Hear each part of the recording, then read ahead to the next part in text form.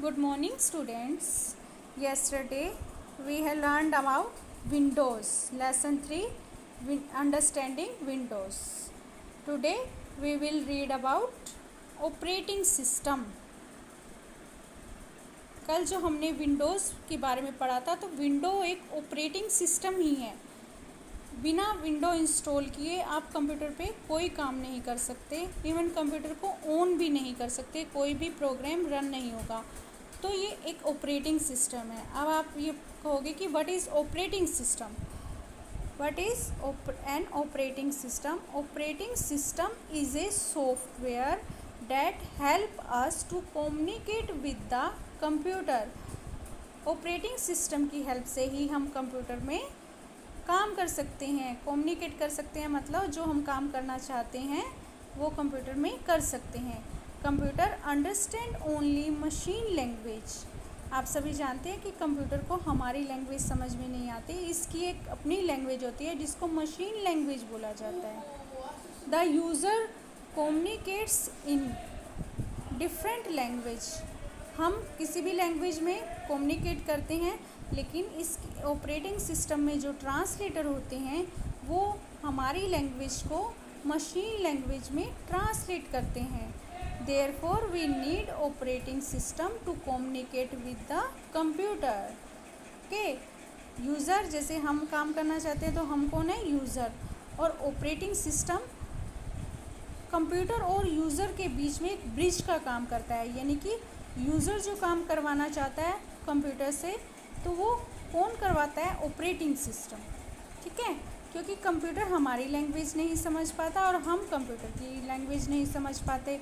तो जो operating system होता है वो हमारी लैंग्वेज को किस में कन्वर्ट कर देता है, कंप्यूटर की मशीन लैंग्वेज में, जिसको वो कंप्यूटर अंडरस्टैंड करता है और फिर वो वर्क करता है. ओके. तो function of N operating system.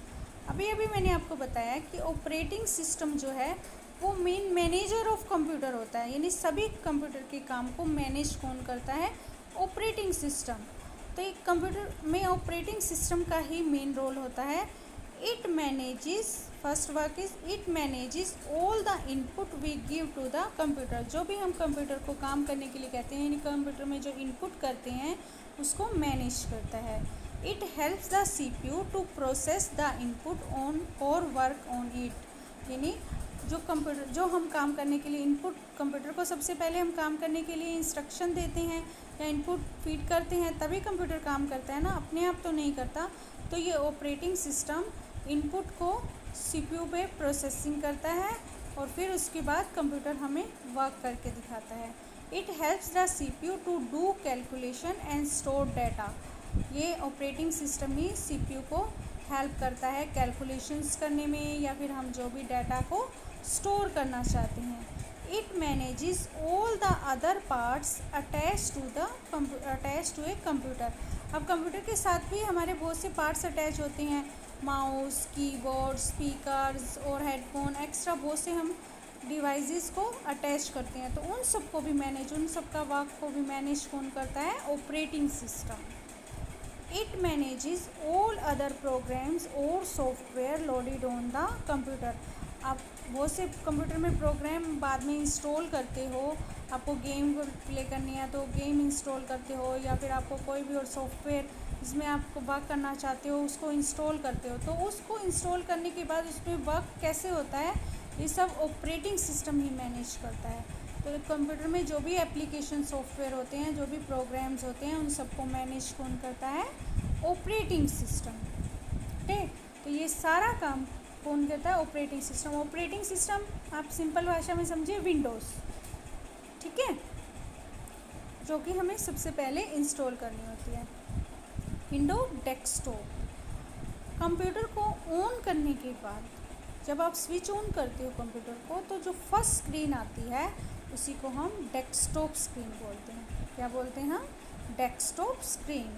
When the computer is switched on, a window starts on its own. When the computer is ready to work, the screen that we see is called desktop.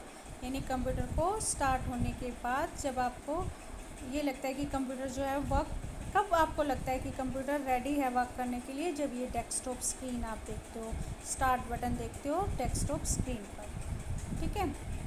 Desktop screen इस तरह से आपको switch on होने के बाद दिखाई देती है। इसमें बहुत से icons, background, start button, task bar, system tray, gadgets, ये सब चीज़ें आपको कहाँ दिखाई देती हैं?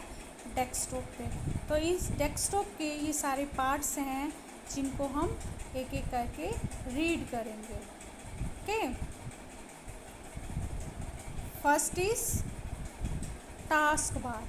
ये बॉटम में जो डेस्कटॉप के बॉटम में जो बार आती है, ये देखो, ये जहाँ एक लेफ़्ट साइड में स्टार्ट बटन है, कुछ आइकन्स होते हैं, और राइट साइड में डेट एंड टाइम दिखाई देता है। उस बार को हम टास्क बार बोलते हैं।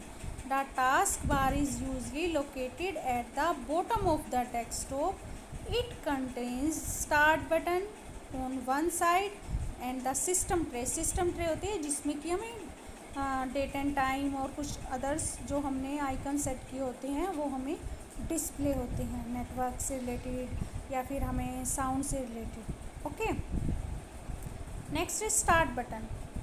इसी टास्क बार पे ही हमें लेफ़्ट कॉर्नर पे स्टार्ट बटन दिखाई देता है, like this. The start button is use to open any program. This is start button और अदर सॉफ्टवेयर ऑन गेम और on other software on computer. कोई भी प्रोग्राम हमें ओपन करना है तो हमें सबसे पहले स्टार्ट बटन पे क्लिक करना होता है। आइकन्स, डेस्कटॉप पे ये छोटे छोटे पिक्चर्स दिखाई देती हैं। Small pictures on desktop is called icons, जो कि प्रोग्राम्स को रिप्रेजेंट करती हैं। इस पर क्लिक करने के बाद हमारे प्रोग्राम्स ओपन होते हैं। We can open the program just by double clicking on its icons. इन आइकन्स के ऊपर डबल क्लिक किया जाता है तो ये जिस भी प्रोग्राम से रिलेटेड आइकन होते हैं वो ओपन होते हैं। इसके बाद system tray. It is a collection of very small icons on right corner of the task bar. It contains icons of some system programs like this. Right corner पे, task bar के right corner पे ये icons और date and time ये सब क्या display होती हैं, कहाँ डिस्प्ले होते हैं? सिस्टम ट्रे, इसको बोलते हैं सिस्टम ट्रे। तो आज हम इतना रीड करेंगे, समझेंगे। अगर आपके पास कंप्यूटर है तो आप ऑन कीजिए, डेस्कटॉप स्क्रीन देखिए, ऑपरेटिंग सिस्टम का क्या रोल होता है, ये सब आप प्रैक्टिकली भी करके देख सकते हैं और लेसन को अच्छे से रीड करने पे भी आपको समझ में आएगा। Okay, thank you.